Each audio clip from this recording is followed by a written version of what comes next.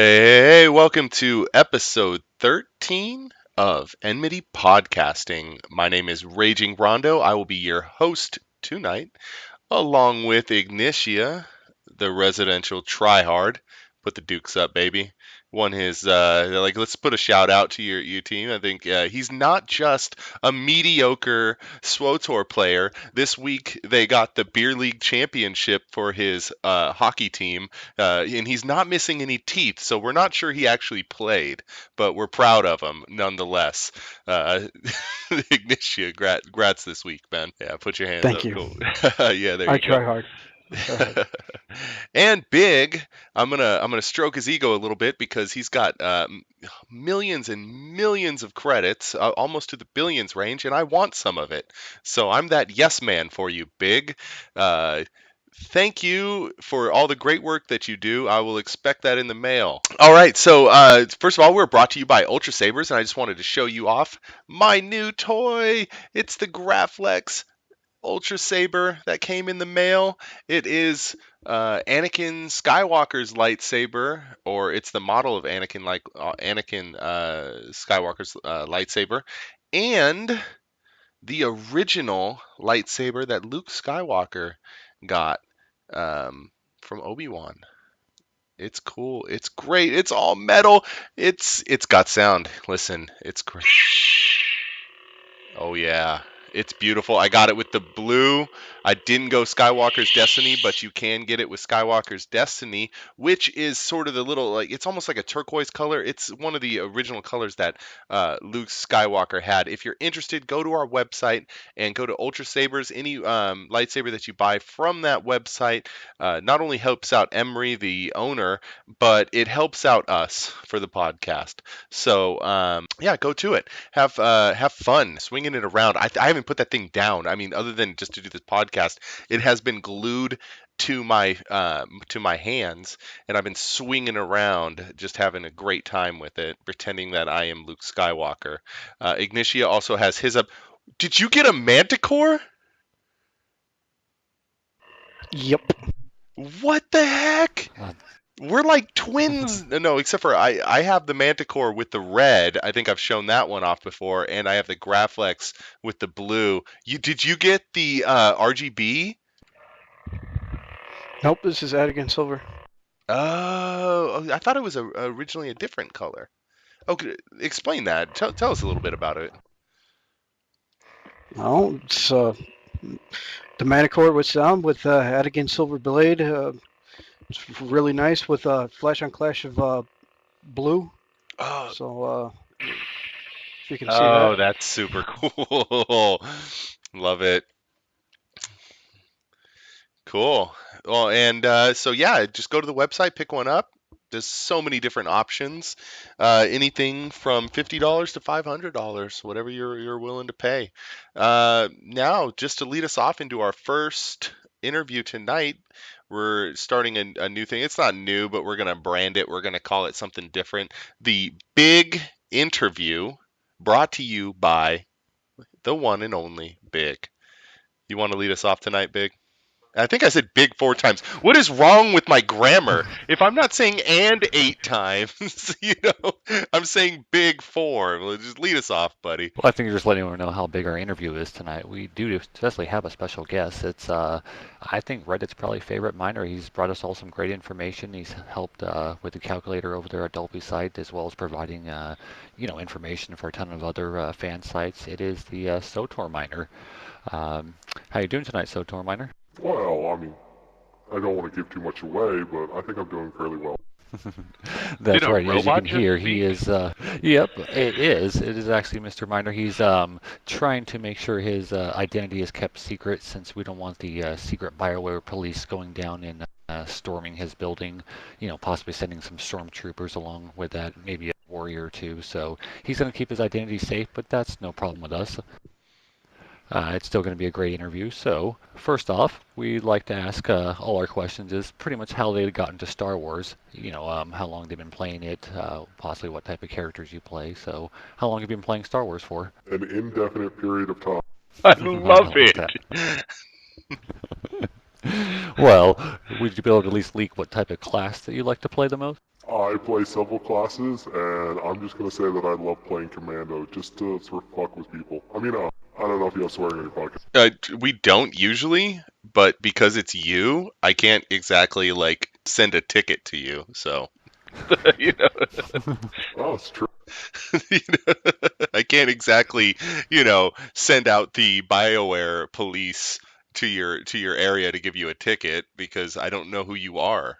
Well, let's keep it that way. And what do you do on your commando? Do you heal or DPS? I like tanking. I mean, healing. No, I mean DPS. I don't know what I like Great doing. answer. I like playing. This is great. I like playing a lot of different roles. All right. Well, how did you actually get into to mining itself? Have you started with any other games? Was the Old Republic your first one you started mining, or? I did a little bit on other games. So like I said, I had an interview before with what was it, Gaddick Teague over at the Unnamed SWTOR podcast, and I went into a little bit there. I mined previously in WoW, not that much because the mining community in WoW is fantastic. They're on it. Like they have everything before Blizzard. I was gonna say Bioware. What's wrong with has revealed anything really. And Blizzard is kept on their toes, and they don't really reveal too much either because everybody's looking into the phone. But other than that, yeah, SWTOR is pretty much it for me.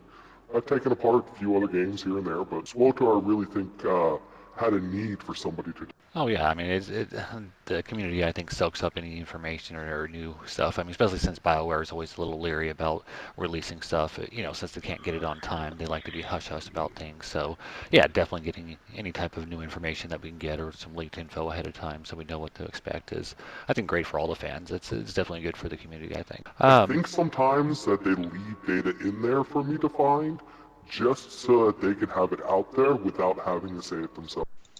Yeah, that was my other question that I was going to ask you. So going through, have the developers ever left you a message in there? Like, we know you're watching us. We'll find out who you are, or something, or have fun releasing this. I'm glad that somebody will. I don't know, something similar to that. I came across an entry once for, I believe, a description for some item. I forget what it was initially. I think it had something to do with the Galactic Starfighter, where the entry was, "This is a placeholder entry because people keep reading the strings from the file." And So they like, knew you were there. It said, "So I'm putting this here in case of in something that's else that I'd have to find it."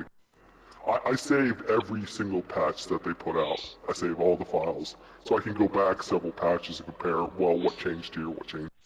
So not to tell us what you do or how you do it, but and not even the process, but for somebody like me, I have no idea what it entails to mine something.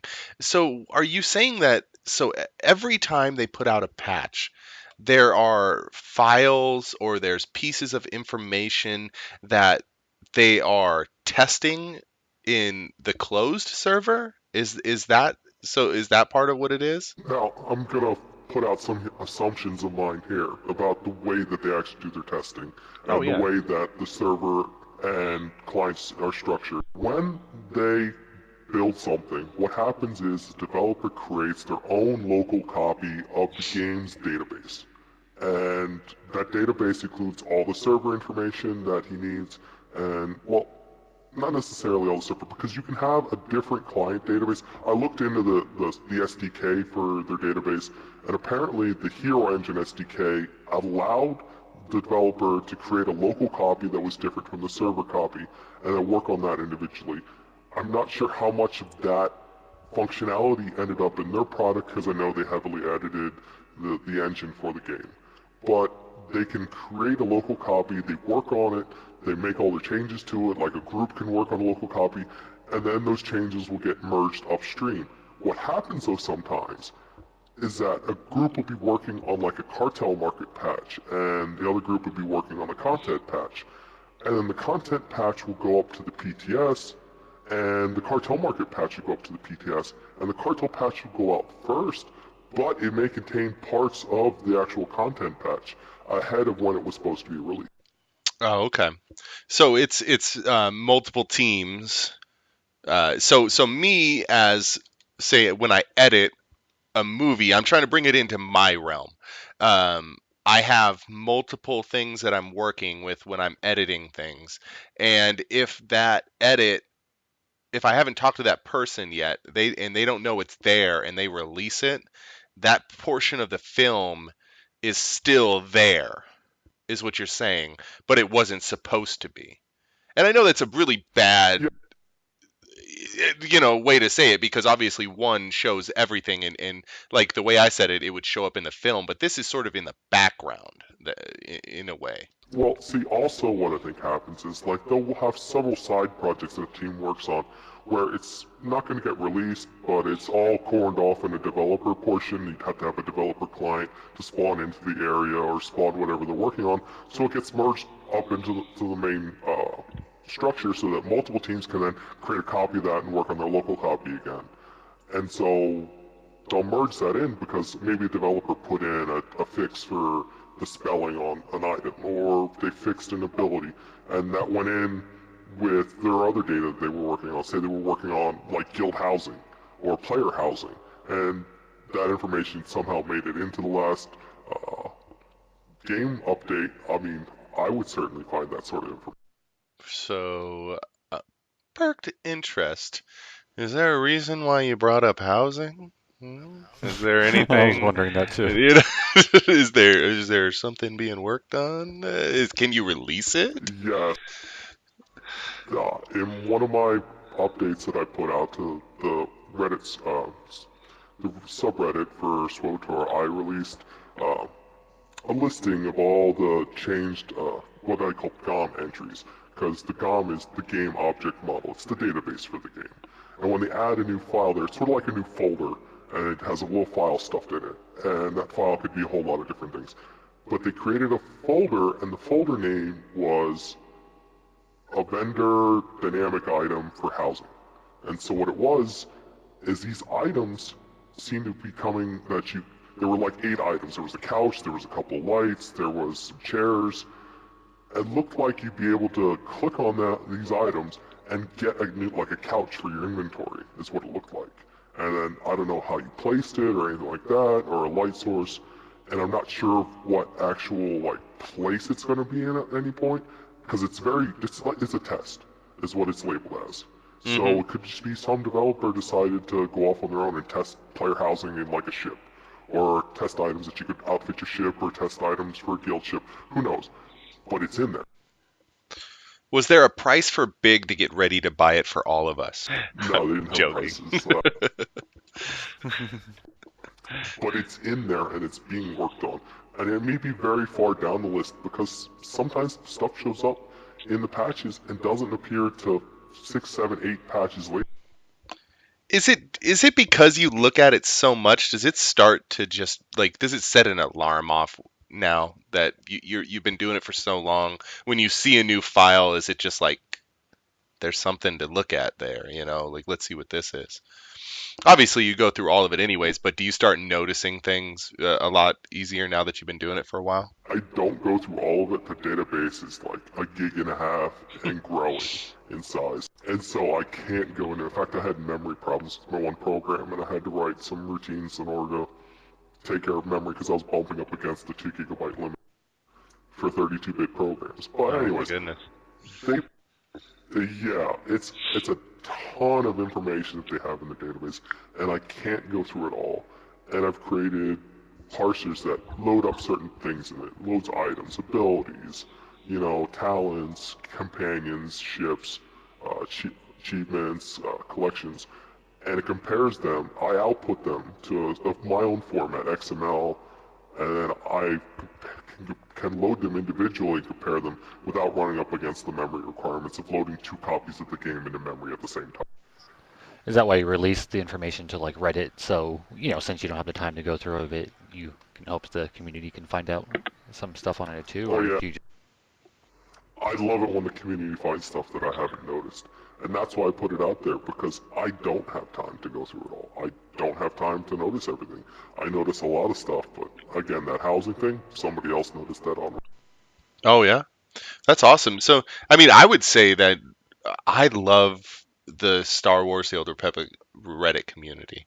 And not to bring it up again because we stroked their ego enough, but do you seem to have a following on the SWTOR Reddit community that that helps you out? I mean, I know that we had a lot that gives us a lot of good feedback, and we love them. And you know, you have to have a thin or a thick skin. You got to leave your thin skin at the door for the most part. Uh, but so do you have like a following that seems to help you out then? I have sources for some information. Oh yeah, not to the anonymity. Gotcha, buddy. Yes. See, I'm reading I you. also I got you. You're red. I know who you are, Bob. I got sources, and I collaborated with a couple of people in the SWTOR community. Most notably, I collaborated with the Exiled Messenger, I believe, and Dolphy on Tor Fashion and Dolphy.net, respectively. And I helped them with data. So yeah, I help other people behind the scenes. If you have a question that you want to know about the game, you can message me, ask me. I'll try to find it. Like So let's before the podcast. so let's go TMZ really quick before you continue on anything serious. Is Dolphy single? Yeah. I have no idea. And well, I said no comment. You know, tell her I Rondo. should have said no comment. Rondo, baby. Right here. Tell her this mug could be all hers next time you speak to her. No, I'm just kidding. I had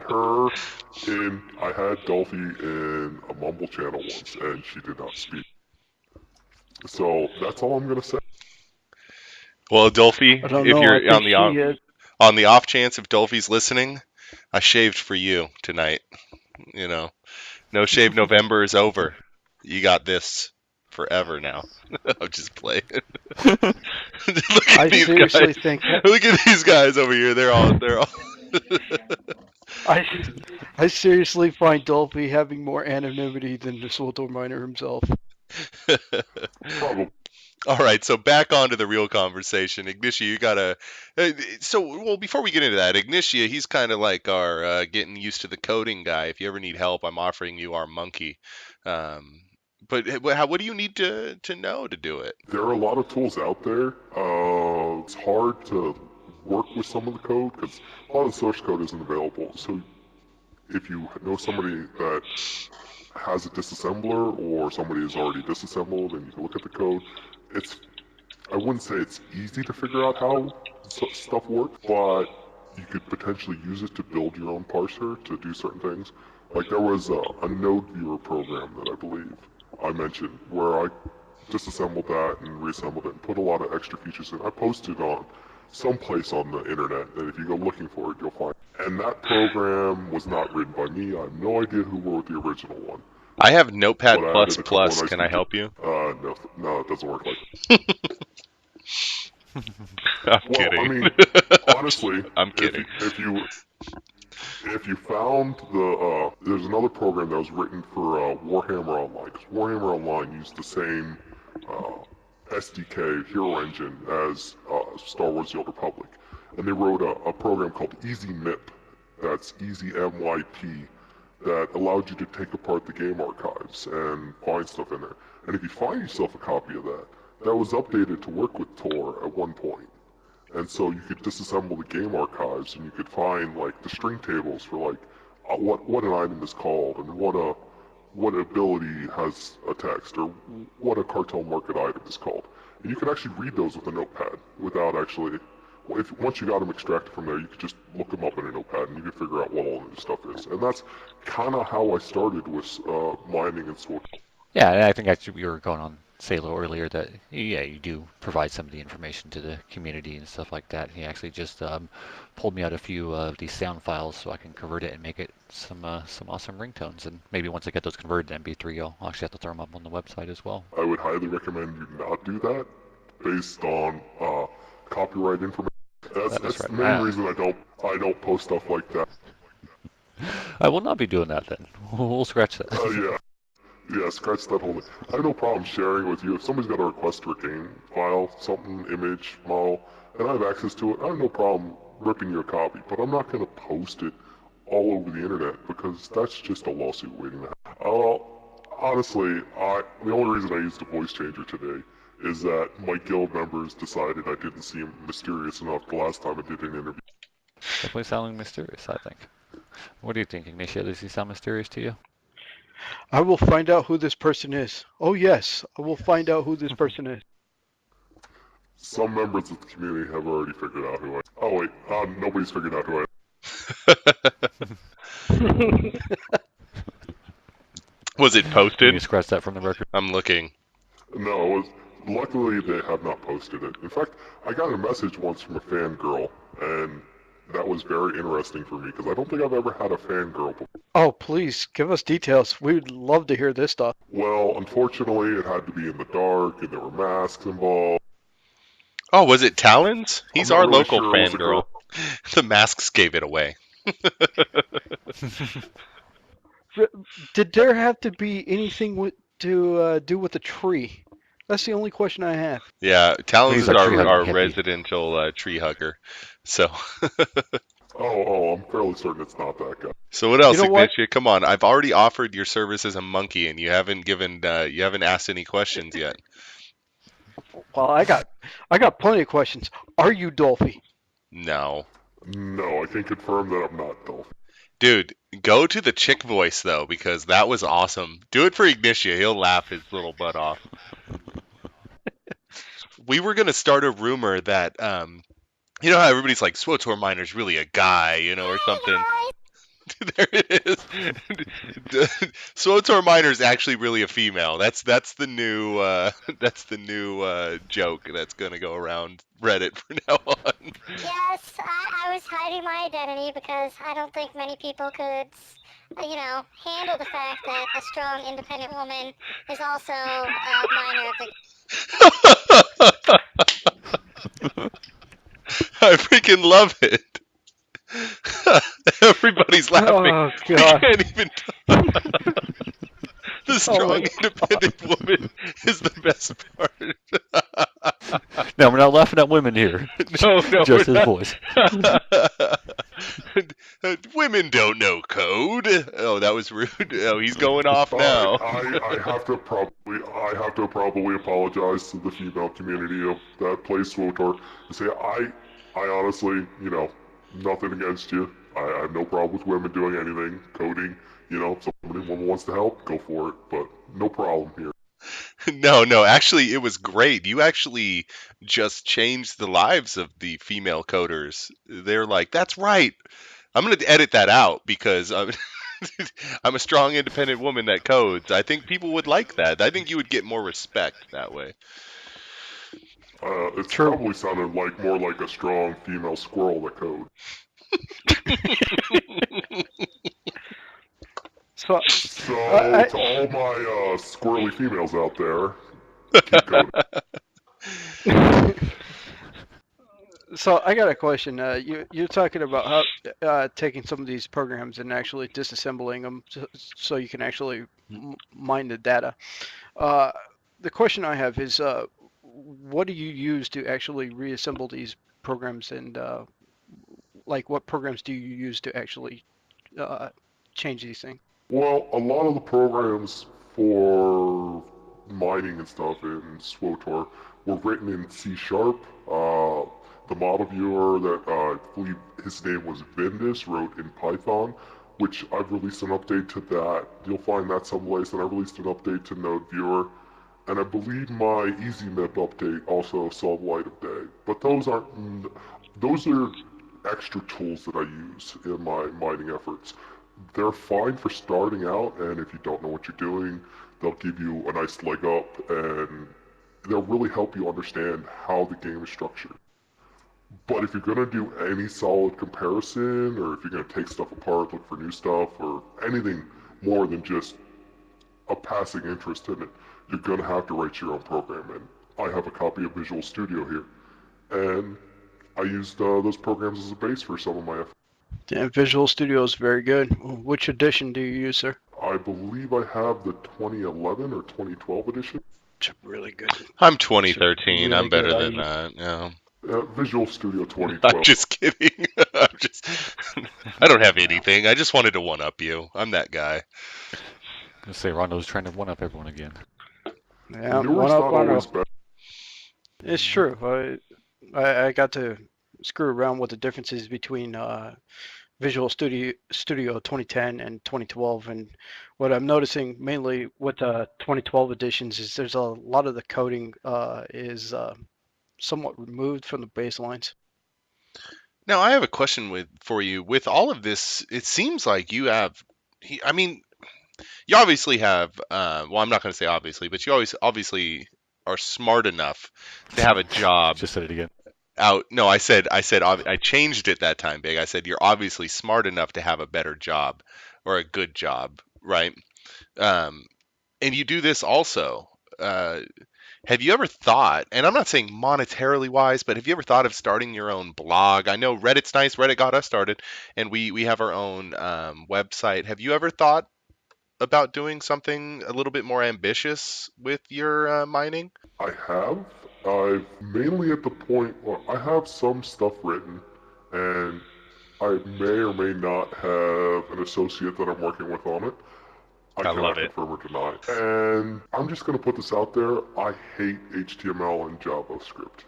I hate it. I like HTML5. Because I'm starting to like HTML5. I'll say that. It's making it a little bit easier for people like me.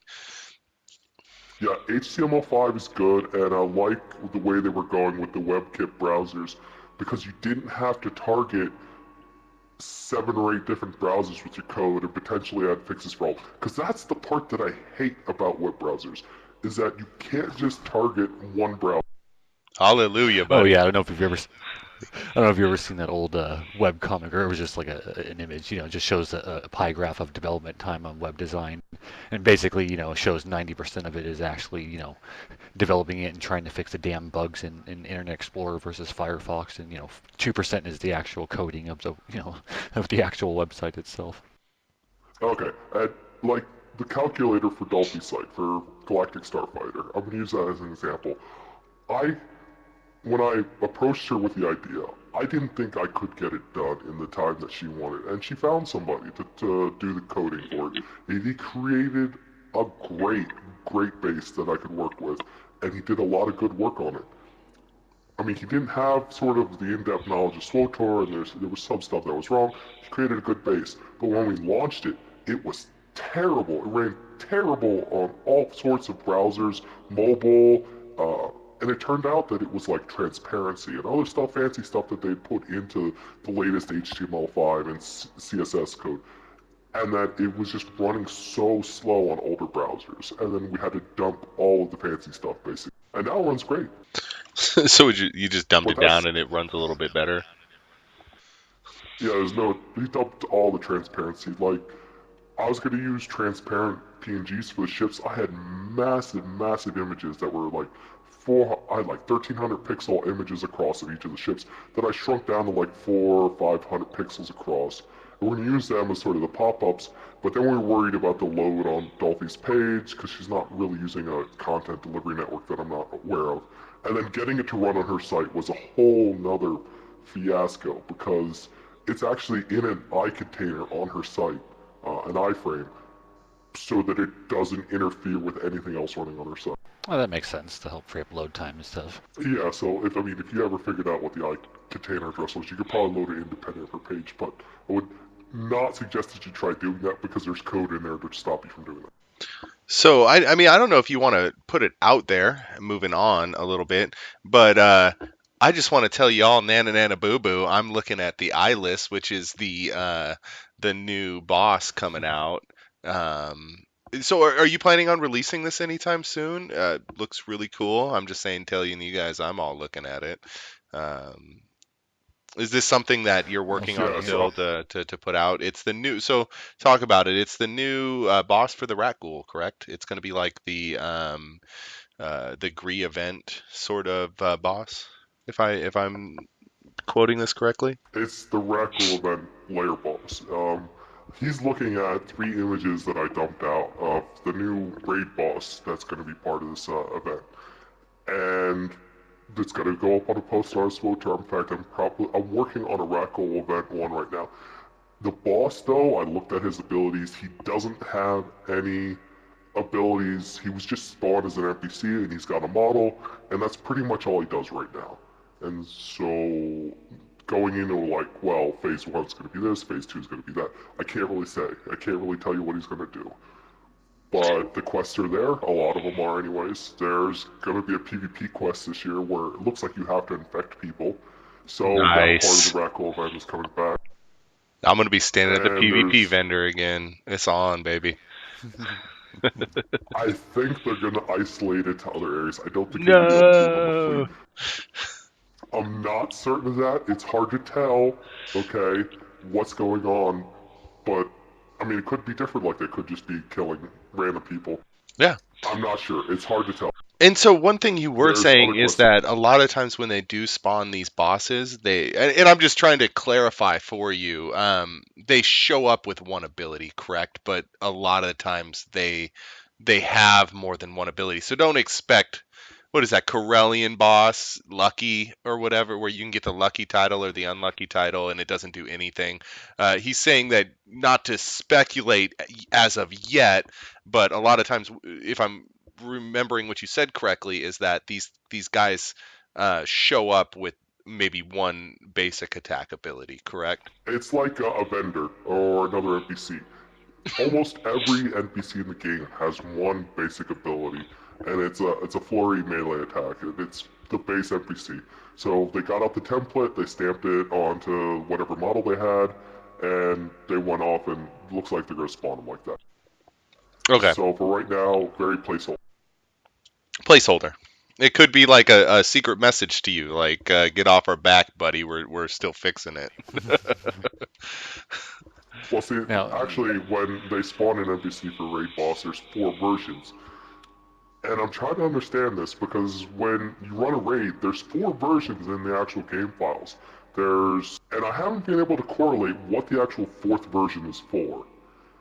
Because every raid in there has 4 versions.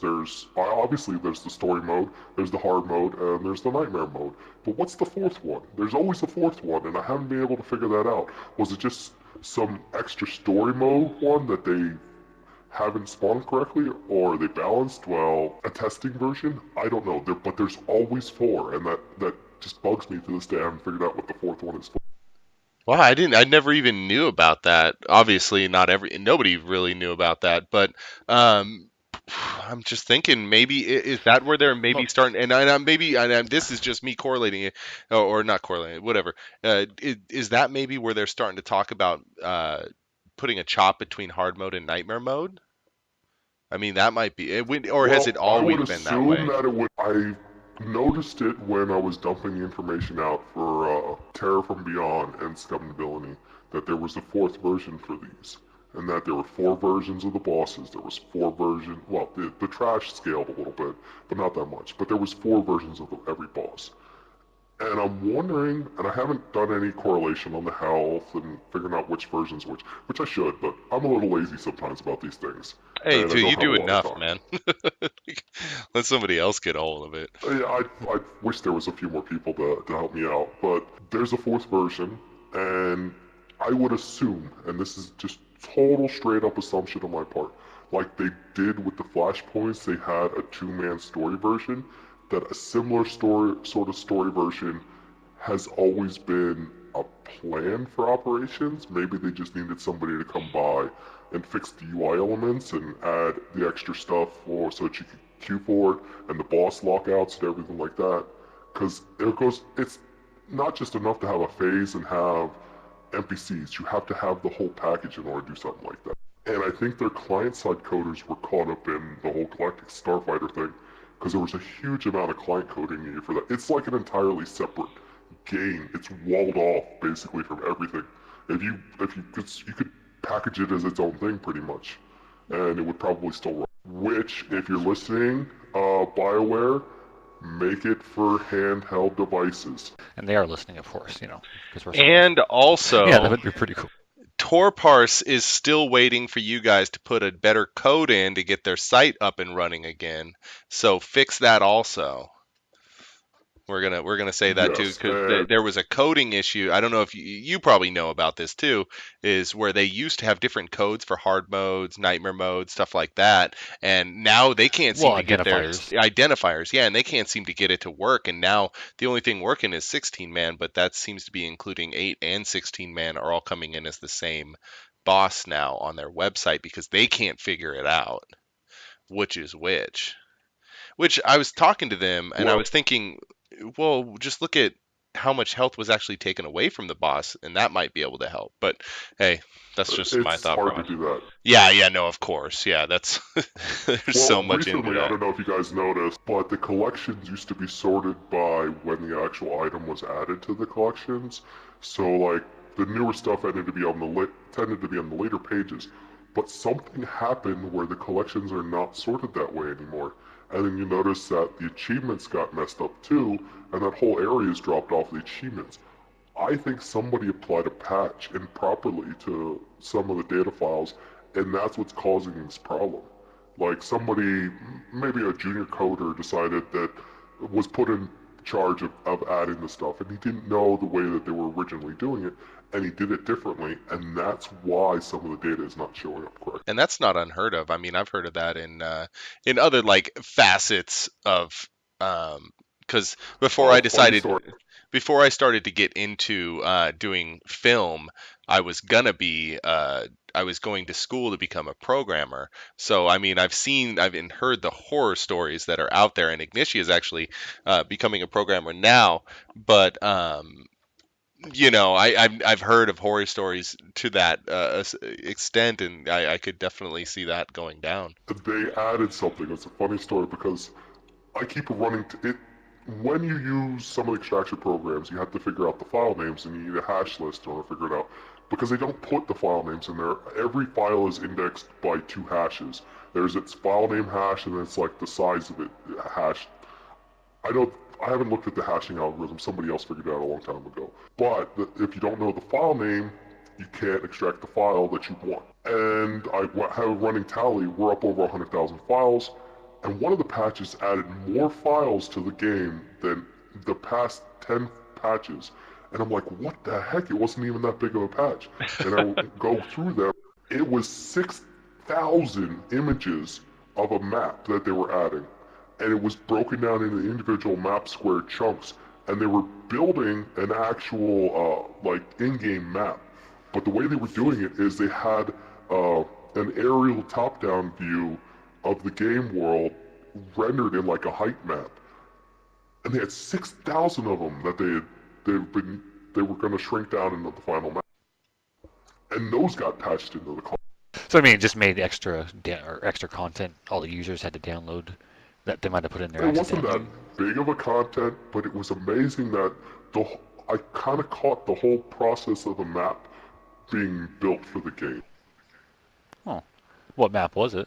Do you know, or were you able to actually? It was, I believe it was one of the Oricon maps. I could be mistaken. Dude, so just in the process of moving on, I want to keep you actually on. Did you want to do Reddit news with us? And we start moving on. I mean, we do this thing called Reddit news where we go over stuff that's in the Reddit community that they've been going over. We just sort of comment on it and talk about it. Did you want to stay on and do some of that with us? But if you want, I can give you my unique point of view. Yeah, let's move on. Let's get dude, I love it. Just for the point of moving the show forward, I think let's get into some Reddit news. I'd love to hear your thought process on some of this stuff. And we do anything from events to questions about healing to cartel coins to just sort of rants. I don't know if you've seen anything, but I mean, I'll start us off.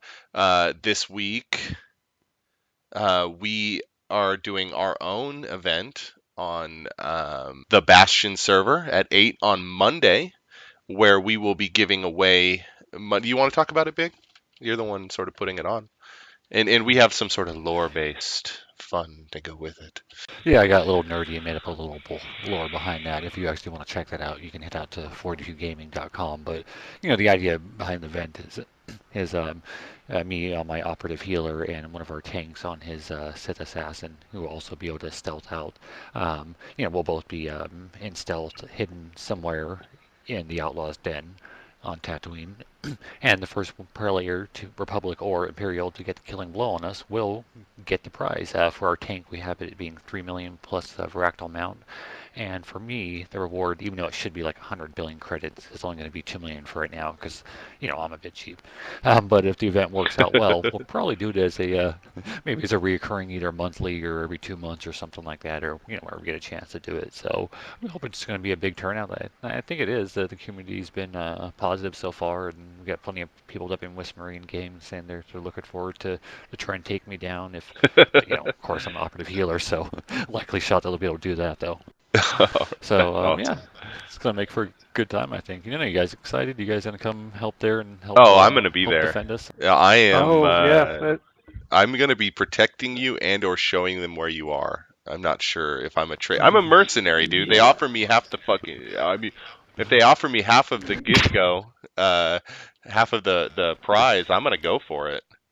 I'm a mercenary. I gotta go lore. In my ops group, so you won't know. No, that's no, but no, I'll find you, I'll have to man. mine your location. Yeah, he'll mine your location. Oh yeah. SWTORMiner, he's on my side. Hey, we'll split. Whatever they're gonna split with me, SWTORMiner, I'll split with you halfway. Big's going down, is all I gotta say. Which server was this on? The Bastion. On the Bastion. And when does it happen? 8 o'clock on Monday. See you 8 server time, so it'd be Pacific Standard Time or West Coast time. The real time. Well, I may or may not be there. the Enmity. I love it. He is into this.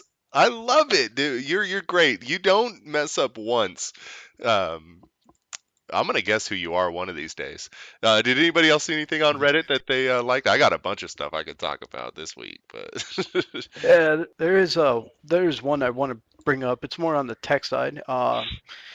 With the advent of Galactic Starfighter, there's been issues with some of us who play in full screen window mode with dual monitors, and a guy here actually put a solution up to be able to lock your mouse into one of the frames when your game is up. And if you want to check out this tool, you just go to dualmonitor.sourceforge.net and pick up this swap screen setup, and you should be able to run just fine without having any real issues. That goes for anybody using Windows 7, Windows 8, etc. So you don't have to have the charms on the side popping up when you're playing the game.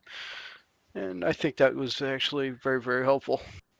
Oh yeah, especially for people that don't. I have two monitors that I enjoy playing, but with the GSF, I have found that sometimes I scroll over. What I have ended up doing was just putting one of the monitors, disabling it. But that's even better to not have to disable it, because sometimes I like to watch the new Walking Dead while I'm killing people in my ship. Does that go good together? Like, that's two sci-fis right there: zombies and space. Like, do you see zombies how that? And lightsabers. I love it. Have you actually ever read? There's actually a book, a Star Wars canon or universe book called Death Troopers, where it actually is a plague, I think, set up by the Imperials that reanimates corpses and brings them back to the dead. So it's essentially zombies in the Star Wars universe. I've read almost all the books. I haven't read that one. I'm gonna have to get to it. What's it called? This program?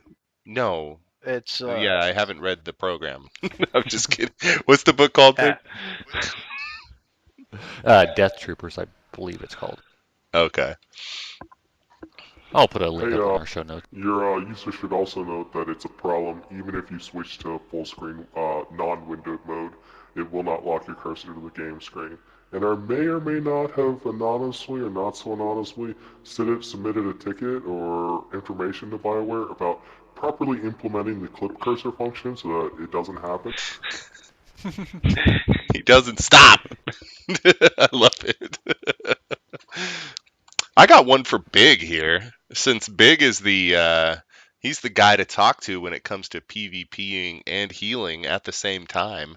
Well, maybe not the guy to talk to, but he certainly feels as if he is the guy to talk to. There was a guy called, he had a question about healers in PvP.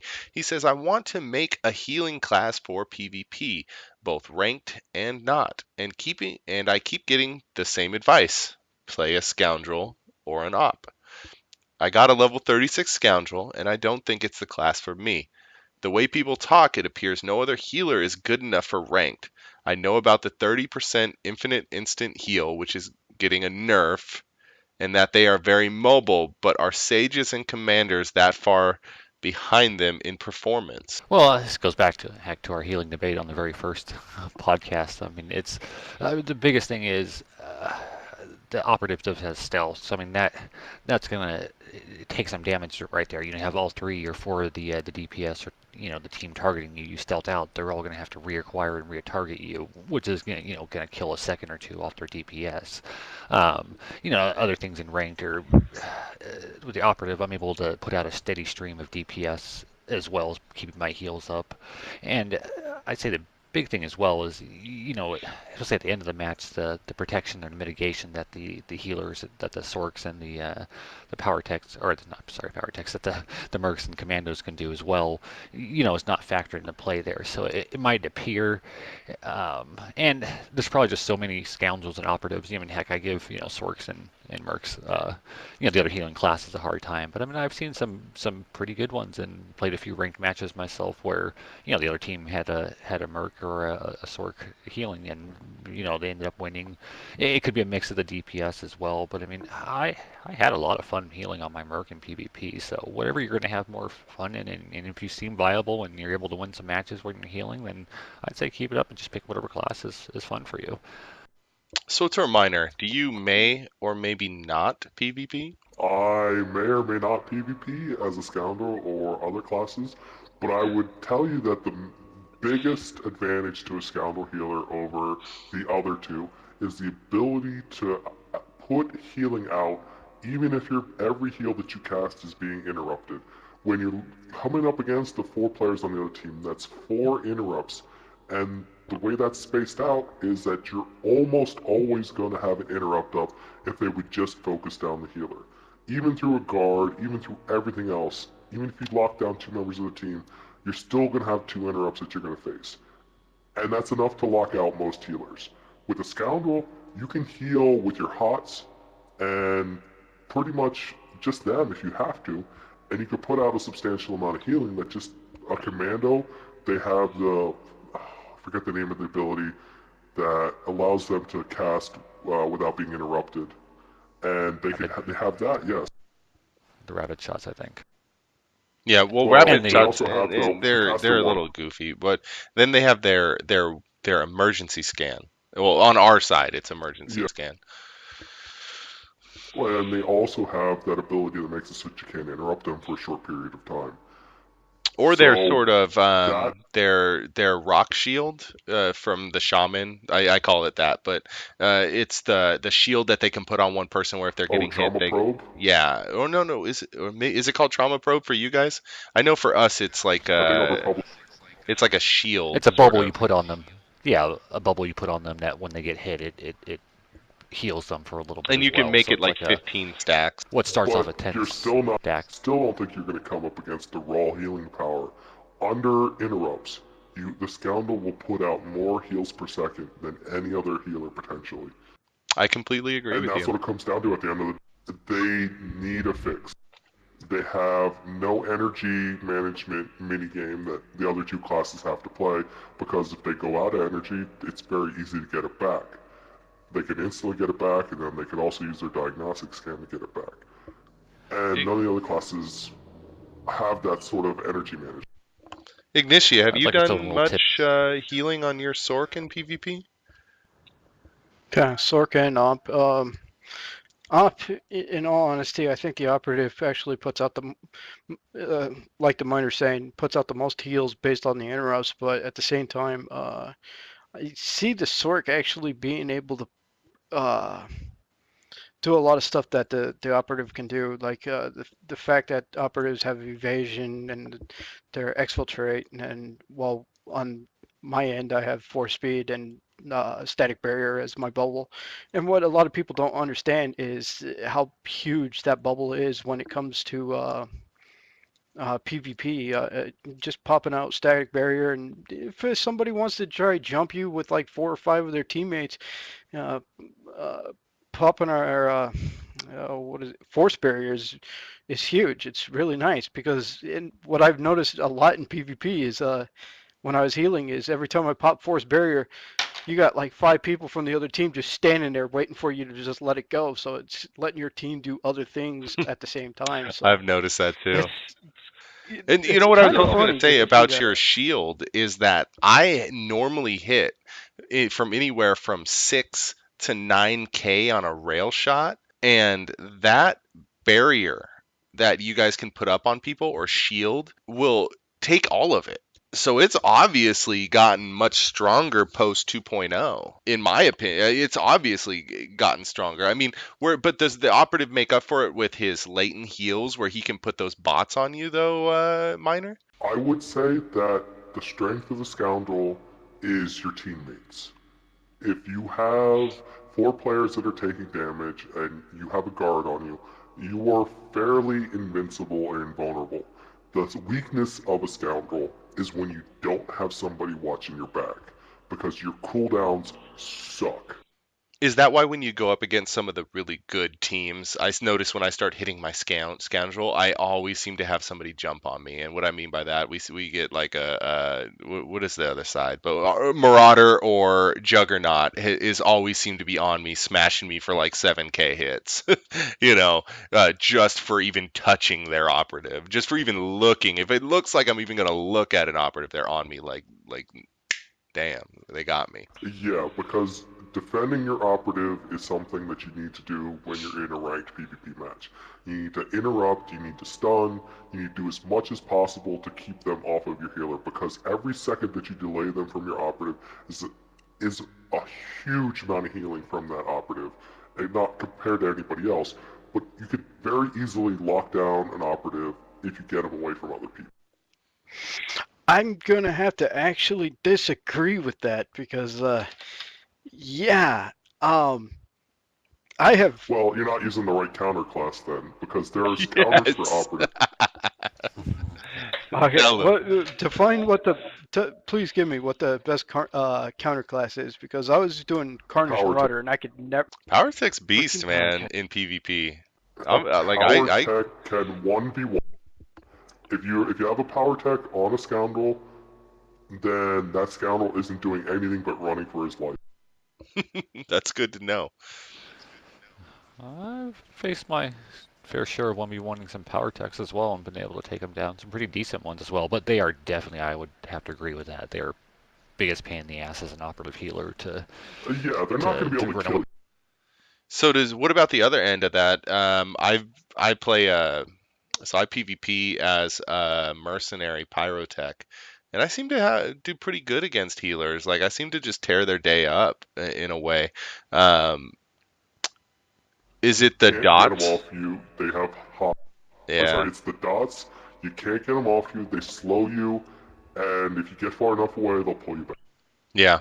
Well, see, I can't pull them back. That's a problem, but I can hit them from just as far as you're going to run. I'm slowing you down, and I can hit you. So yeah. Yeah, the tank one. Cool. I think that's a lot of good information for the guy if he ends up listening. A guy, you should end up listening. I'm going to post it up on his site, on his thing, and say, listen at this point. We answered your question for you. Anybody else see anything? I got a couple more if you don't. Go ahead. So I thought this one was funny. We'll go on like the GSF sort of thing. This guy is good. I'm looking at his stats. He had 20 kills in GSF. It doesn't show what he was playing. Dude had 68,000 damage and 11 medals. And I think I have him outdone. That guy was flying an S-13 Sting. No, I got him. So the Sting flash fire. He had 1 death too. That whole time he had 1 death. But I had the other day, I had 28 deaths, 2 kills. I think you got him beat there. Thank you. I think I got you beat, Mayalia. I just want to let Mayalia know. This guy. It actually reminds me of one of the other posts I saw. Someone was actually, well, they weren't sure if they should be happy or proud that they killed Dolphy in the, in PvP battle. But I got killed by Dolphy on the test server, so. Don't may talk have about been my woman killed like by that. Dolphy got you, or may or may not have got you too, Miner, you said? Yes, and I may or may not have got her too. Oh, I definitely tried. After that match, I was trying to hunt down, but I kind of suck at that. There But I was think a, the asteroid I crashed into might have got me more than Dolphy did. Speaking of GSF, there's also a big bug exploit going on where there's people being able to start the game before the official quote-unquote countdown is done, to where they're able to capture multiple points without any competition.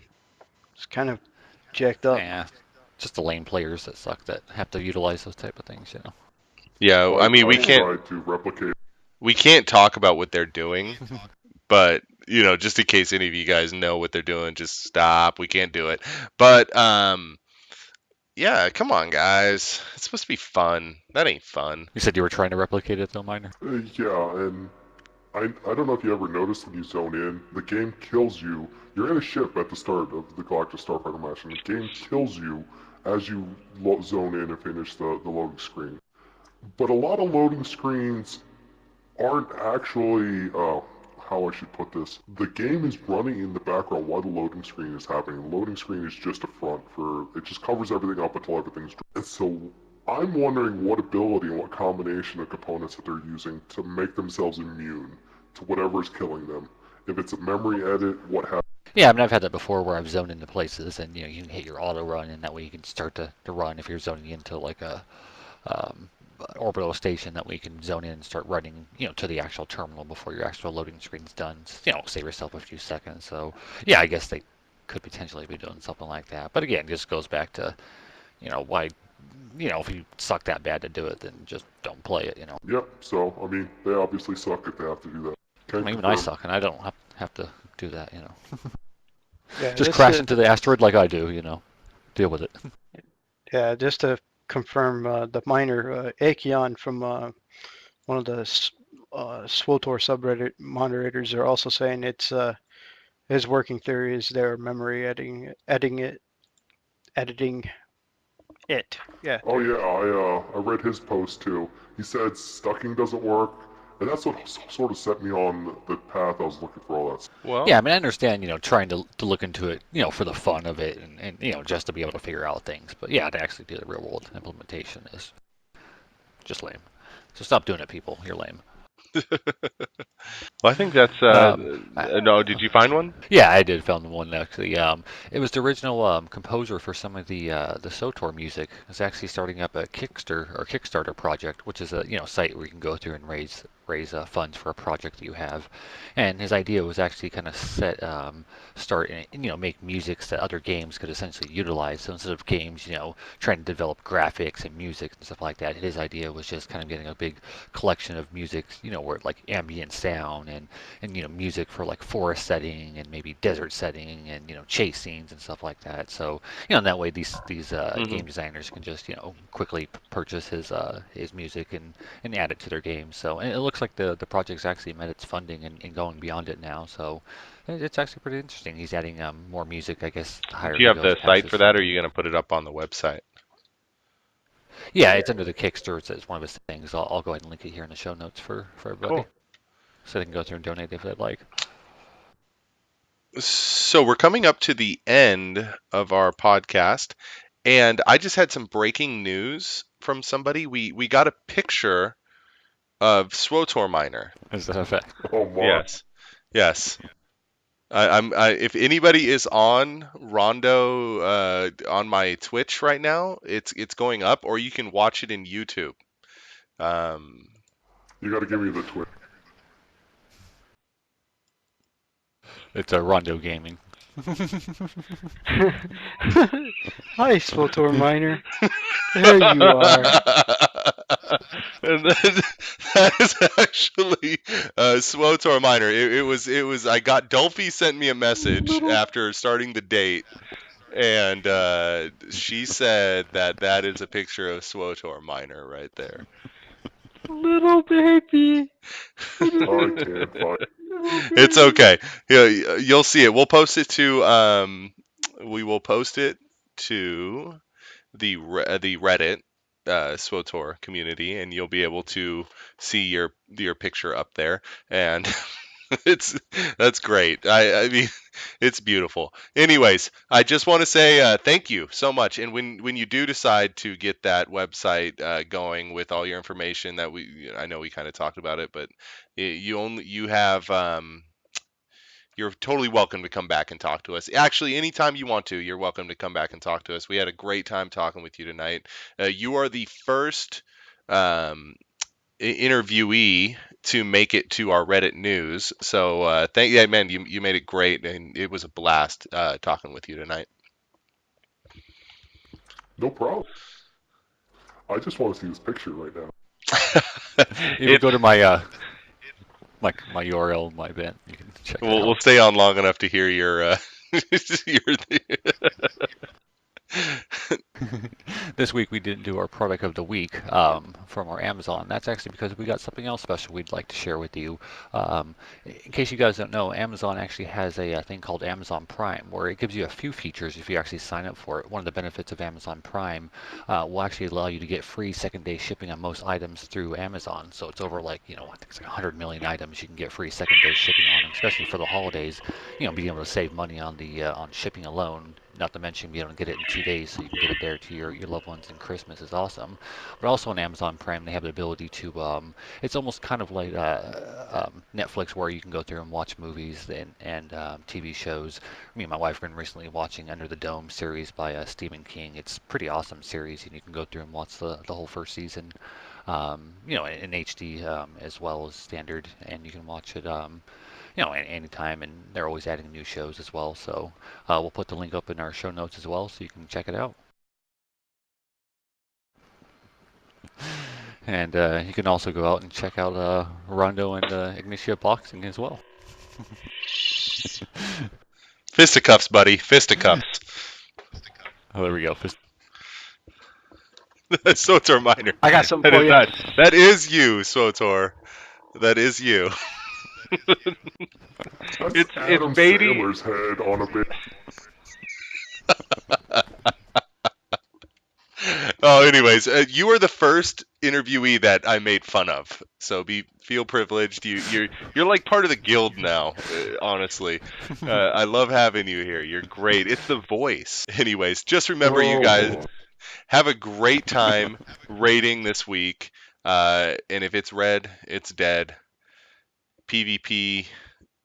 Your heart's content. And now I have to add something. Fly around, GSF it. Is that good? Well, I'm working on it. Have a good week, everybody, and we'll see you next week. This is Enmity Podcasting. Yeah, definitely work on that. Take care. Rondo. My name's Rondo, and we're out. Have a good night.